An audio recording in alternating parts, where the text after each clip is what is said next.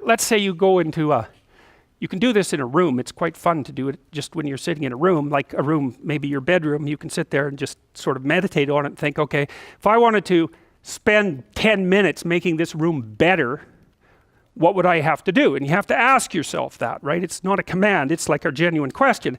And things will pop out in the room that you like, there's a stack of papers over there that's kind of bugging you, and you know that maybe little order there would be a good thing, and there's some rubbish behind your computer monitor that you haven't attended to for like 6 months, and the room would be slightly better if it was a little less dusty and the cables weren't all tangled up the same way. And like, if you allow yourself just to consider the expanse in which you exist at that moment, there'll be all sorts of things that'll pop out in it that you could just fix.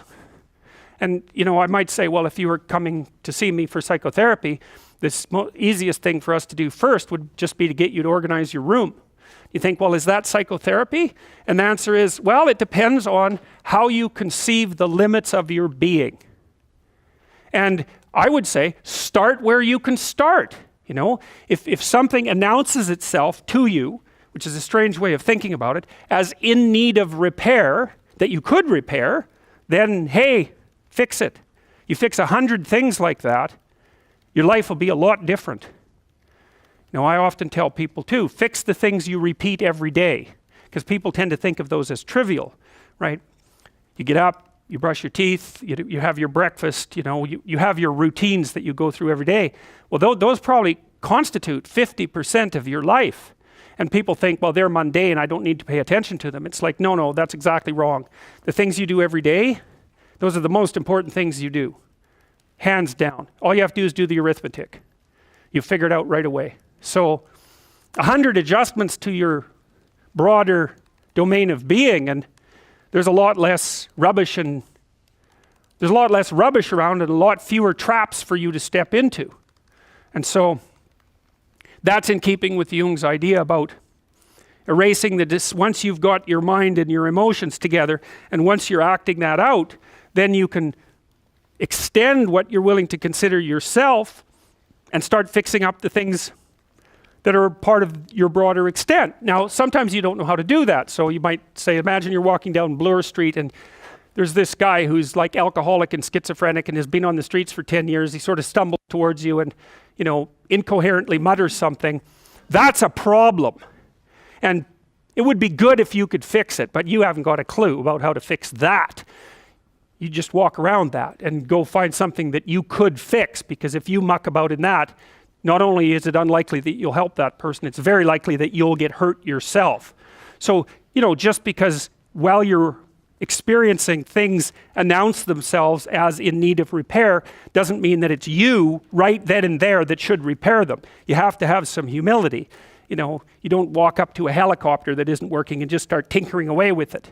You have to stay within your domain of competence. But most of the time, if people look at their lives, it's a very interesting thing to do. I like the idea of the room, because you can do that at the drop of a hat. You go back to where you live and sit down and think, okay, I'm going to make this place better for half an hour. What should I do? And you have to ask. And things will just pop up like mad. And it's partly because your mind is a very strange thing. As soon as you give it a name, a genuine aim, it'll reconfigure the world in keeping with that aim. That's actually how you see to begin with. And so if you set it a task, especially, you have to be genuine about it, which is why you have to bring your thoughts and emotions together, and then you have to get them in your body so you're acting consistently. You have to be genuine about the aim, but once you aim, the world will reconfigure itself around that aim, which is very strange. And it's technically true. The best example of that, you have all seen this video where you watch the basketballs being tossed back and forth between members of the white team versus the black team, and while you're doing that, a gorilla walks up into the middle of the video and you don't see it. It's like, if you thought about that experiment for about 5 years, that would be about the right amount of time to spend thinking about it, because what it shows you is that you see what you aim at. And that, man, if you can get one thing through your head as a consequence of even being in university, that would be a good one. You see what you aim at. And so, because one inference you might draw from that is, be careful what you aim at. right? What you aim at determines the way the world manifests itself to you. And so if the world is manifesting itself in a very negative way, one thing to ask is, are you aiming at the right thing? Now, I'm not trying to reduce everybody's problems to an improper aim. People get cut off at the knees for all sorts of reasons. They get sick, they have accidents.